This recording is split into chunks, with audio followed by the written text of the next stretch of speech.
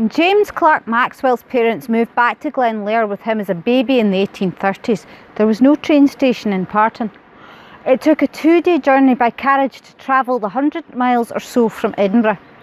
Later, after the train station had opened, he would arrive here from Cambridge, a journey of more than 300 miles, to spend summers at Glenlair.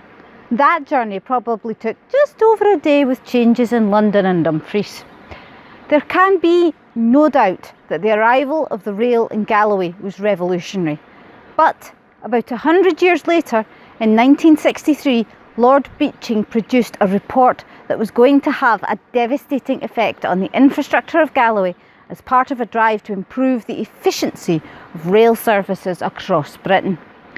The report led to the closure of 2,363 stations and 5,000 miles of railway line and led to the loss of 67,000 jobs in rail. Here in Galloway, the Portpatrick Line and all of its branch lines were earmarked for closure. The idea of the Conservative government that accepted Lord Beeching's report was that buses could replace these lost railways. The Portpatrick Line from Castle Douglas was opened in 1861 after the roaring success of the Dumfries to Castle Douglas line, which opened in 1859. Instead of following the route of the coast, the railway line turned north into the Glen Kens before heading west at Parton, where it crossed Loch Ken to Mossdale and New Galloway station. From there, the railway headed off into the wilds between Mossdale and Gatehouse of Fleet, where the next station was. A busy freight line as well as a passenger line, it was the main route for mail and freight to and from Ireland. One of these mail trains derailed at the north end of the bridge at Parton while being pushed by a single engine from the rear. The carriages spilled off the tracks and many of them were destroyed, but thankfully no one was hurt.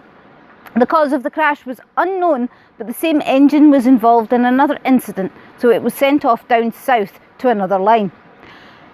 There used to be a level crossing at Mossdale where the line went over the road, but after a fatal accident prompted protests from locals, the bridge over the line was built. There were buildings for the station on both sides of the bridge in those days, but they have since been demolished.